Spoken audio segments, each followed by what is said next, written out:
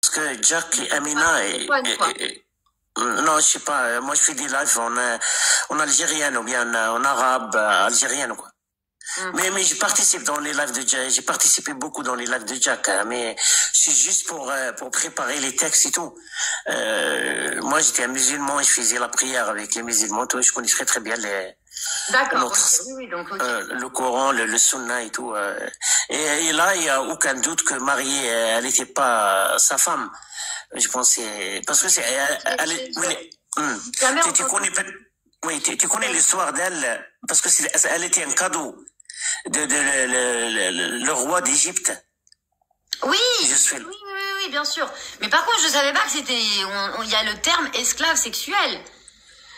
Est-ce que tu as le hadith Amina de Maria al-Qibtiyya كانت له أمة يطؤها ou bien l'explication de Tabari en français de Sourate al-Tahrim numéro 1 Amina.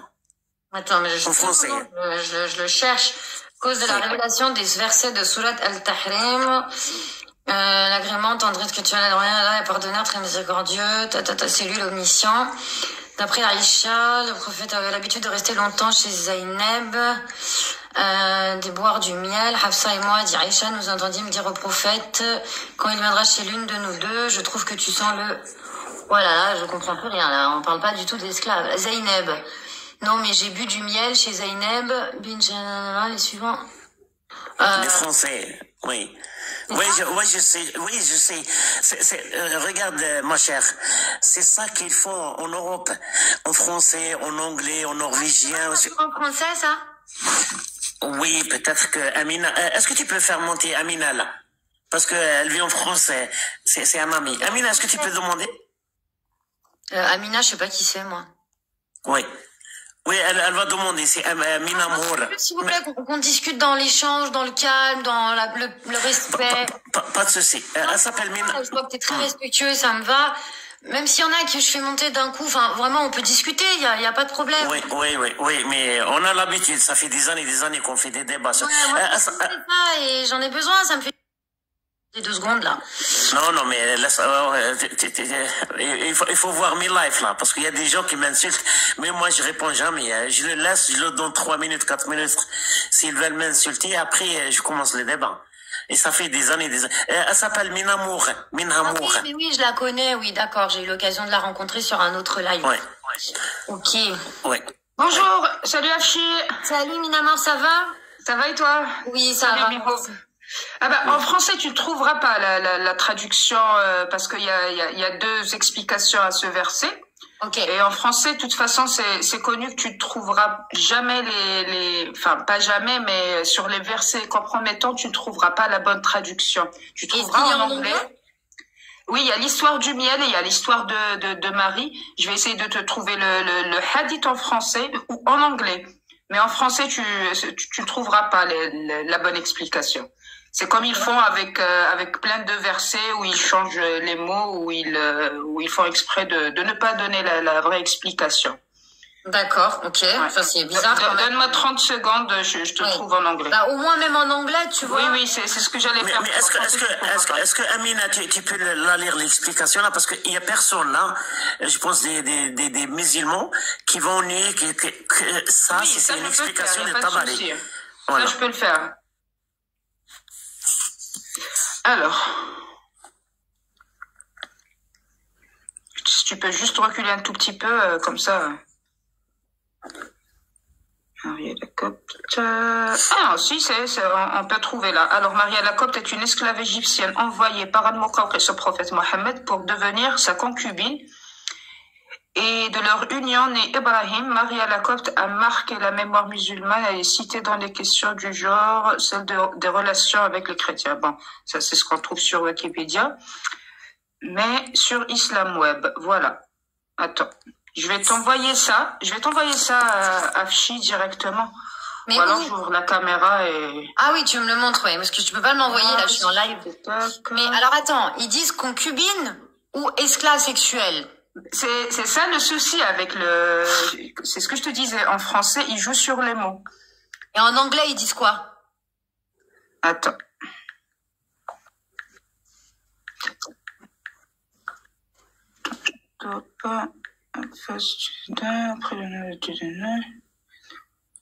Et en arabe aussi. En arabe, c'est cité. En arabe, c'est clair et net.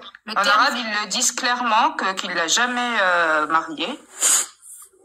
Donc ça, en arabe, le hadith, en arabe, il est marqué, c'est jamais marié. Vous pouvez me le lire, ça, s'il vous plaît?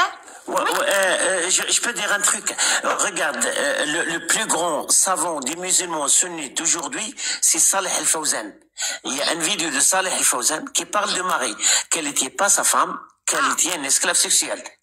S'il y a quelqu'un qui a du doute, c'est le plus grand savant des musulmans sunnites. Oui, Fawzan, bien sûr. Oui, Fawzan, qui parle de Marie. Il dit que c'était son... C'est où? Tu trouves dans le YouTube, là, en arabe. Attends, vas-y, dis-moi, Fawzan. Mais c'est en arabe, hein, toujours. Oui, et il y a pas de traduction ou quoi que ce soit.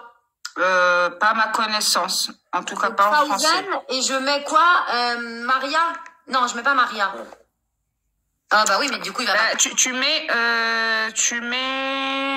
Hop... C'est Cheikh Fawzan, c'est vrai, oui. On l'a beaucoup écouté. Sahih Nasa'i 3969. Mais je suis sur YouTube là, hein, je vais aller l'écouter. Ah, d'accord. Pour l'écouter, c'est quoi la vidéo qu'il a fait? Hop. Attends, je vais essayer de traduire comme ça à l'ancienne, tu vois un peu. Ça, le problème, c'est que je lis l'arabe, mais je comprends pas l'arabe. Ouais, je sais, je comprends. Attends, je vais essayer de faire la traduction Google. Hein, oui, bon, madame, attends. Est-ce que... Oui, est-ce que... Oui. Bon, attends. Est-ce que vous m'entendez maintenant? Oui. Bon, il y a une question là, il y a quelqu'un qui... je vais...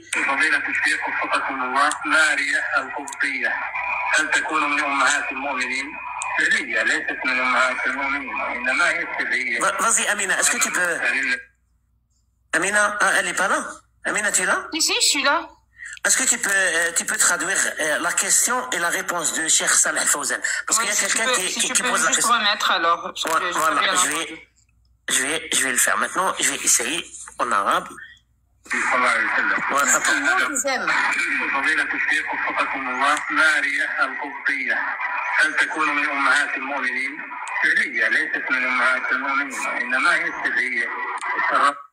Voilà. Vas-y, Amine. Amine, est-ce que tu as entendu? Ouais, elle a bloqué son micro, elle va revenir. Oui, ok, pas de souci. La question c'était, est-ce que Marie la Copte était une des mères des croyants, comme toutes les autres femmes du prophète? Et là, Cheikh Al-Fawzan ça veut dire sa femme. Oui, les femmes du prophète étaient les mères des croyants. Voilà, c'est ça. Les femmes du prophète étaient les mères des croyants. Donc d'accord. Donc la question c'était, est-ce que Marie faisait partie des mères des croyants? D'accord. Donc ça c'était la question officielle. Voilà. D'accord. Posée par. Et donc là, Cheikh Al-Fawzan répond que non, Marie la Copte ne faisait pas partie des mères des croyants parce que c'était une esclave, Sabiya. Saria Kaniata Sarrabiha. Attends, reste là, bouge pas, je vais aller... Attends, excuse-moi, 2 secondes. Cette vidéo-là. Je reçois juste un appel. Oh, ok, oui, bien sûr. S'il te plaît. C'est Cheikh Fawzan, ça. Alors, attends, oulala. Mais vous avez YouTube en arabe, vous avez trop de chance. Alors... Oui, mais il couchait avec elle, madame. En fait, il couchait avec elle, donc c'est normal que ça devienne une esclave sexuelle. Alors, attends, 2 secondes. Comment je vais trouver ça? El Karm. C'est quoi le nom de... Saleh Al-Fawzan. Et c'est pas le seul, hein. Je peux te donner un autre nom aussi. Othman Al-Khamis. C'est l'un des plus grands savants des musulmans sunnites. Aussi, ils ont posé la question. Je peux te donner maintenant au moins 4 ou 5 les plus grands savants des musulmans sunnites. Et ils ont posé la question de Marie là. Parce qu'il y a beaucoup de musulmans qui pensaient comment... Franchement, parce que c'est bizarre quand même. Comment... une femme qui avait le prophète avait un garçon avec une femme, il l'a pas libéré. Pour beaucoup des croyants, il n'arrive pas, comment dire, il n'arrive pas à croire ça, quoi. Il dit, mais c'est pas vrai, comment, elle avait quand même un enfant, Ibrahim, avec elle. Sûrement qu'il l'a libéré dans une certaine période et tout. Mais c'est pour ça qu'il pose tout le temps les questions sur... Attends, Ibrahim, c'était la femme de Maria. le fils de Maria, Ibrahim. Oui. Donc, Ibrahim, oui, c'était le fils de Maria. Donc, Maria, la copte. Oui. Qui, à la base, était donnée par... qui était à la base une esclave qu'il avait récupérée. Donc, ça... Ah oui, ah bah bien sûr. Oui, bah, donc c'est logique. Donc... Ah mais attends, mais là je comprends tout de suite. Oui, c'est vrai. Ibrahim, c'est le fils de Maria. Donc, et c'est le fils du prophète. Donc, on le sait, ça. Donc, ça veut dire que il a forcément couché avec elle pour avoir cet enfant, mais il n'était pas marié avec elle. Non, absolument pas. Cheikh Fawzan, il dit qu'il n'était pas marié avec elle. Donc, elle fait pas partie des mères des croyantes. Oui, c'est parce que le prophète, il avait des enfants que avec Khadija et Marie. Les enfants avec... Oui. Moi j'ai toujours appris que Maria, il avait eu son fils Ibrahim avec elle. Ça, j'ai toujours appris. Mais j'ai jamais été plus loin que ça en me demandant si c'était une des mères des croyantes ou pas, comme on dit. C'est vrai que j'ai jamais été aussi loin. Mais du coup, c'est Cheikh Fawzan, qui on est censé suivre, un des plus grands savants du sunnisme, dit qu'il n'était pas marié avec elle. Donc ça veut dire que c'était pas sa femme. Donc forcément il couchait avec elle pour avoir un enfant d'Ibrahim. Ou alors Ibrahim c'est pas le fils de Mohammed. Mais par contre on dit que c'est son fils. Donc ok, non mais... Et là c'est une histoire grave, mais je vais pas... Il faut aller doucement pour vous, madame, parce que... oui, parce que tu vas être... Oui, parce que tu vas... Non, parce que tu vas être choqué. Parce que tu viens de dire quelque chose qui est très important. Tu veux dire peut-être que c'est Ibrahim. Il n'est pas le fils de Mohammed. Oui, et là, il y avait un problème, parce qu'on a un hadith authentique. Il y avait des gens qui l'ont dit que c'est pas ton fils. Ah. Parce qu'il ressemblait pas à toi, parce que le prophète, il l'a amené chez Aïcha, et même Aïcha l'a dit qu'il ressemble pas à toi. Et il a envoyé Ali, bien sûr, le mari de Fatima, et c'était l'un de la famille du prophète, et l'un des 4e califes, pour tuer ce mec-là, qui pensait qu'il couchait avec Marie. Ah. Oui, c'est vraiment, c'est incroyable cette histoire-là. Mais c'est un hadith authentique. Il a envoyé Ali pour le tuer, mais ce mec-là, c'est une histoire, je sais pas, c'est une histoire de Harry Potter là. Mais ce mec-là, il a couru, et il a monté sur un arbre là, et là, il a perdu son short ou quelque chose comme ça. Et Ali là, il a vu qu'il avait pas de, je m'excuse, qu'il avait pas de pénis. D'accord. Et il est revenu chez le prophète, il a dit c'est pas possible. Lui, ils peuvent pas coucher avec Marie parce que c'était un homme qui avait pas. Et ça, c'est écrit dans le hadith authentique. Tu peux le chercher, mais je pense que tu vas pas le trouver en français parce que c'est ça le problème. Oui, alors j'ai appris récemment que les traductions en français, parce qu'en fait les pays arabes sont pour la plupart aussi anglophones. Et ils font beaucoup de cours en arabe et en anglais. Et j'ai appris récemment que la traduction en français n'était accessible que depuis une quinzaine d'années. Et que c'était pas très encore développé la traduction en français. Parce que c'est vrai qu'à chaque fois que j'essaye de chercher des trucs, bah heureusement moi je maîtrise l'anglais. Donc j'arrive et puis aujourd'hui on peut faire traduire en anglais, en français maintenant sur Google et tout. Mais effectivement, on trouve pas beaucoup de choses en français, hein. C'est fou quand même, hein. Et je sais pas pourquoi. Je sais pas pourquoi du tout. Elle est passée où, Minouma? Mais moi, c'est cette vidéo de Cheikh Fawzan là que j'aimerais comprendre parce que Fawzan, moi, je l'ai suivi. Moi, durant toute mon adolescence, on m'a dit. J'ai suivi Cheikh Fawzan. Là, le hadith, je te donne la source parce que moi, je connais quand je parle jamais. Même si c'est mon truc, je donne toujours les sources. Et j'ouvre le caméra. Là, c'est dans Muslim, ce hadith-là, dans Muslim 2771. Alors, attends. Tu penses que je peux le trouver même en anglais? Je sais, peut-être, oui. Mais là, moi, j'en l'ai. Muslim 2771. 2771. Muslim. Bah oui, mais en plus, Muslim, fait partie des références. Non, normalement, tu vas le trouver. Alors, attends, Sahih Muslim 271. Ouais, j'ai quelque chose là.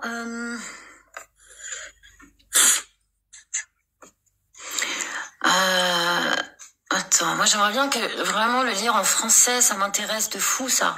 Attends, 2 secondes. Ah mais c'est là. Traduire sur le site web en français. Ah, magnifique. Alors attendez. Qu'est-ce qu'ils disent? Bah alors, il traduit pas? Pourquoi il traduit pas? Ouais, je ne veux pas me traduire. Afficher la page d'origine. Français. Il ne traduit pas, ça me gonfle. Attends, je vais faire copier-coller Google là pour aller comprendre. Hop.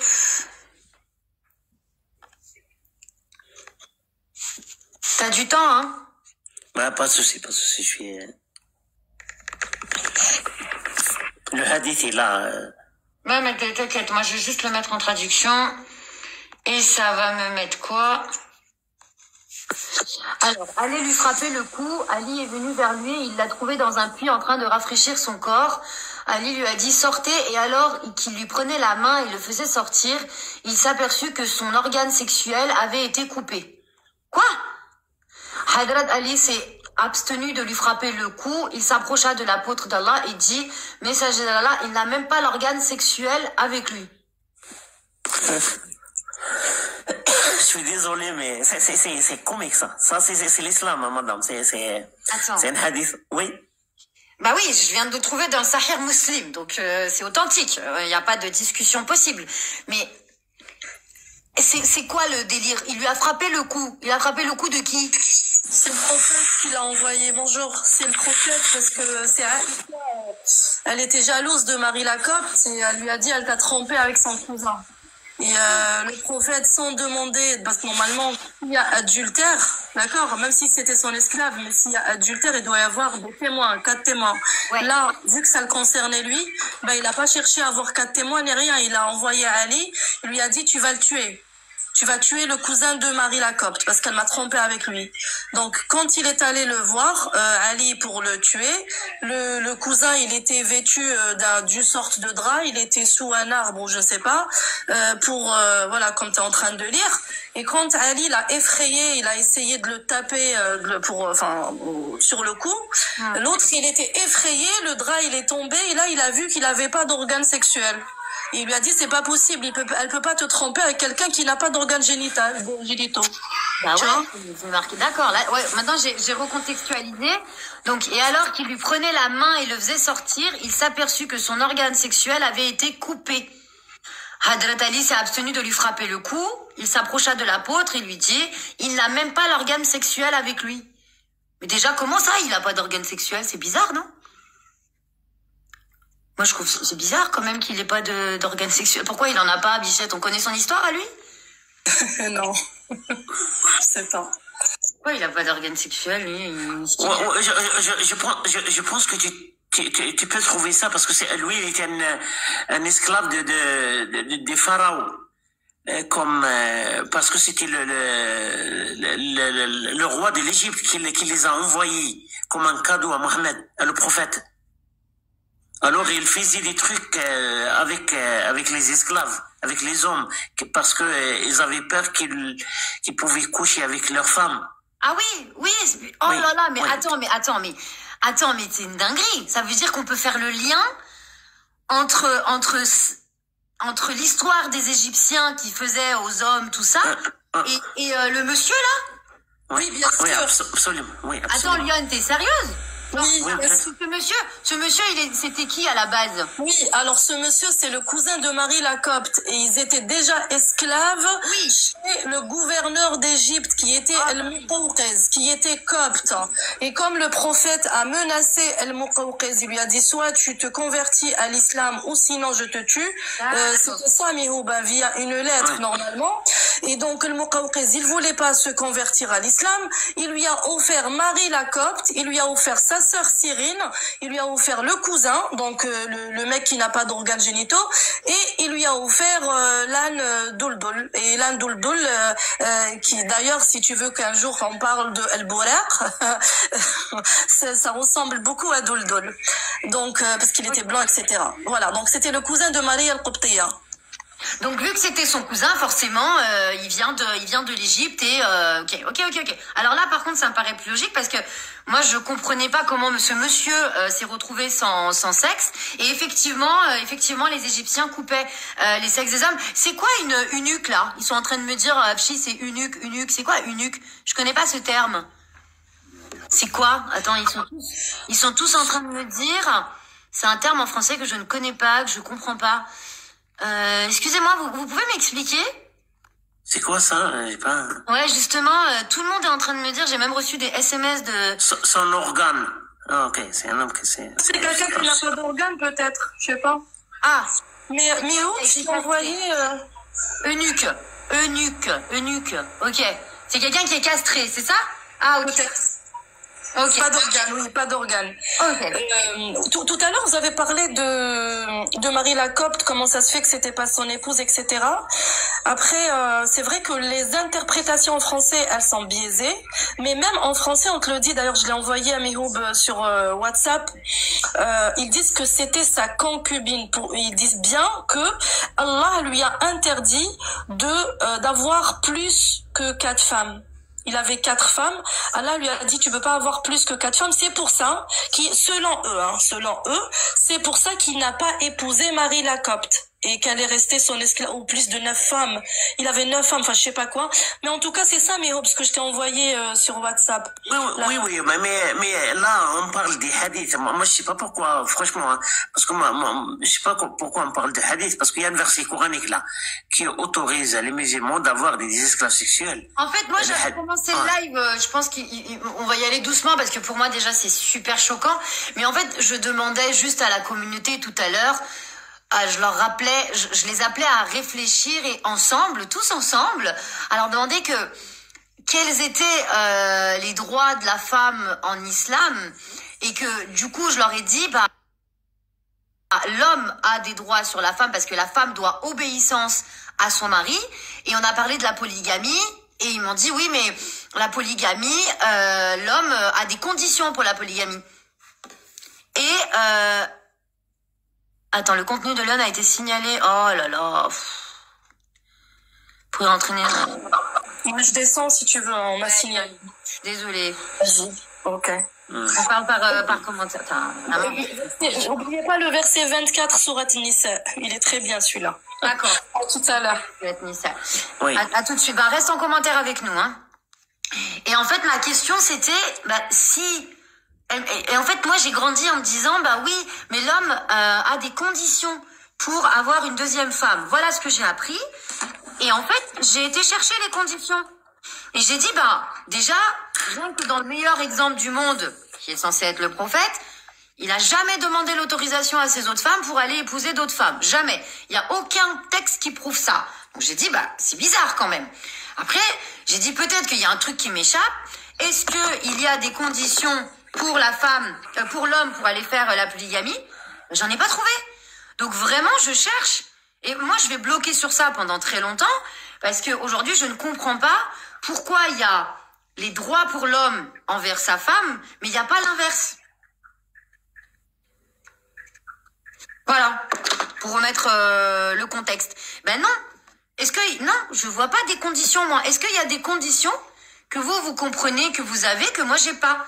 Quelles sont les conditions officielles que la femme a le droit de refuser la deuxième femme à son mari dans la polygamie? Mohib, il y en a ou pas? Non, il y a un consensus sur ça. L'homme, elle n'a pas... bien sûr, il y a des gens qui parlaient de ça. Tu parles de ta'addud là, c'est quelqu'un qui veut se marier avec plusieurs femmes? Oui, du polygame. Parce que oui, la polygamie est autorisée en islam. Donc moi, en tant que femme, moi je suis contre. Je le dis, je vais pas mentir. Je vais pas dire d'accord, je suis pour, en disant à Dieu oui, d'accord, je suis pour. Mais dans ma contrat de mariage, je vais mettre non, je suis contre. Enfin, c'est pas logique. C'est soit t'es pour, soit t'es contre. Tu fais pas semblant d'être pour devant Dieu. Et quand t'arrives devant ton contrat, Zarma, tu mets non, par contre, je veux pas que t'aies une deuxième femme. Et tu peux pas, dans les logiques des choses, si tu dis que c'est la loi d'Allah, qu'Allah il t'a dit, il a le droit d'avoir plusieurs femmes, et il est pas obligé de te demander ton avis, comment moi, en tant que petite créature, je peux venir mettre ça en condition de mariage? Je trouve ça pas logique. Donc, franchement, quand je pose la question, parce que moi j'ai quitté l'islam, tu peux dire 80%, c'est à cause de l'association des femmes dans l'islam. Moi je suis grandi dans un endroit qui était conservatif, et j'avais des sœurs et des frères. Et les frères, ils étaient toujours, ils avaient des droits supérieurs que les filles. Et je me posais tout le temps les questions, malgré que j'étais vraiment religieux, mais enfin, je l'ai trouvé dans les textes coraniques. Pour moi, moi, je vais pas chercher si elle est d'accord là. Moi, je vais chercher pourquoi un homme, premièrement, je cherche toujours les raisons logiques, rationnelles, scientifiques. Pourquoi 4? Pourquoi pas 3? Pourquoi pas 2? Pourquoi pas 5? Pourquoi pas 6? Et là, je vais trouver la... Salam. Pourquoi pas 2? Pourquoi pas 3? Pourquoi pas 11? Pourquoi pas 9? Pourquoi pas 4? Bien sûr, là, il n'y a pas une réponse. C'est justement, il n'y a qu'une histoire dans le Talmud là, voilà, qui raconte quelque chose de ça, que c'était les Juifs qui faisaient ça avant. Des Juifs qui faisaient ça, et on sait que Mohammed, il a amené beaucoup de textes de Waraqa ibn Nawfal, et qu'il était un expert de la Bible et de christianisme, judaïsme. Oui, c'est vrai. C'est normal. On sait ça. Voilà. Oui, et parce que pour moi je défends pas moi je dis pas que il faut que la femme va avoir des 4 hommes. Non, pour moi la justice c'est un homme pour une femme et une femme pour un homme. C'est ça. Bah moi je suis d'accord avec toi, mais aujourd'hui moi on me dit va voir les textes, va voir les sources. Donc moi je réfléchis qu'avec les sources. Évidemment avec mon bon sens à moi, parce que je garde un bon sens et un libre arbitre, comme on me le dit tout le temps. Mais d'abord, avant de faire parler mon libre arbitre, je vais lire. Et quand je cherche, effectivement, je ne vois pas les conditions de refus d'une femme pour aller chercher une deuxième femme. Je ne les vois pas. Je veux vraiment qu'on reste dessus. Je pense que ça... Oui, mais il faut aussi poser la question. Est-ce qu'une femme, elle peut se marier avec un autre homme si l'homme il est d'accord dans l'islam? Non, mais justement, puisqu'on est dans les règles de Dieu et que Dieu l'autorise... Dieu, il a même pas autorisé à la femme d'avoir 4 hommes. Donc, on n'en discute même pas. Tu vois, moi, je reste vraiment carré. C'est-à-dire que la femme, elle a pas le droit à 2 maris. C'est un mari et c'est tout. Mais comme l'homme a le droit, d'accord. Bon, alors parlons de ce que l'homme a le droit. On va parler de ce que Dieu a donné comme droit. Donc Dieu a donné comme droit à l'homme de se marier avec 4 femmes. Maintenant, allons chercher un peu plus loin dans ce sujet-là. Et je voudrais savoir, parce que tout le monde me dit, oui, mais sous condition. Et moi, ces conditions-là, je ne vois aucun texte de condition. Je vois pas le texte de condition. Et demain, si on me dit, voilà où il y a marqué que la femme a le droit de refuser sous telle et telle condition, je voudrais comprendre. Voilà. Peut-être que Ali oui, je pense que j'espère, en tous les cas, dans l'islam web, parce que j'ai vu qu'il y a des hadiths, il y a des questions qui sont traduites en français dans l'islam web. Parce que c'est intéressant, parce qu'il y a des gens qui posent cette question-là. Et là, c'est clair. La réponse, que non, que l'homme, il n'est pas obligé, que la femme, elle est pas obligée de donner, son acceptation pour qu'un homme, elle doit se marier avec la deuxième ou troisième. Mais bien sûr, il y a des conditions. La condition qu'elle a son maison, par exemple, qu'elle a du manger, qu'elle a des trucs comme ça. Mais elle peut pas refuser un acte de... Voilà. C'est ce que je dis. Est-ce qu'elle a le droit de dire non, tu n'auras pas une deuxième épouse? Non, là, il n'y a pas. Vous me dites quand je peux intervenir. Oui, 2 secondes, s'il te plaît, merci. Donc là, pour l'instant, toi, tu n'as pas vu de preuves. Oui, parce que Hypnotise était là avant. Toi non plus, tu n'as pas vu de texte qui montre que la femme a le droit de refuser une deuxième femme. Deuxième femme. On est d'accord, Mihou? Oui, absolument. Oui, il y a la réponse devant moi dans l'Islam Web, là. Si quelqu'un il veut chercher la réponse, alors il y a c'est un site des savants musulmans, Islam Web. C'est un site qui est connu. Oui. Et qui répond à les questions des musulmans, là. Oui. Et là, il y a une question là sur ce sujet-là, et la réponse est claire. Le problème là, les gens mixent entre les conditions que l'homme doit, trouver pour une femme, pour sa première femme. Par exemple, la maison, qu'il y a des manger, qu'il y a des vêtements, qu'il y a tout. Oui. Pas les médecins, pas les médecines là. Parce que l'homme, il est pas obligé, si sa femme, elle est malade, elle est pas obligée d'utiliser l'argent pour les médecines là. Dans l'islam. Et là, on a une fatwa de Ibn Baz. Mais le manger, la maison et tout, alors là, l'homme, il est obligé. Mais elle peut pas, la femme, elle peut pas refuser. Il lui dit que tu peux pas te marier avec notre deuxième femme. Dans l'islam. Il y a pas.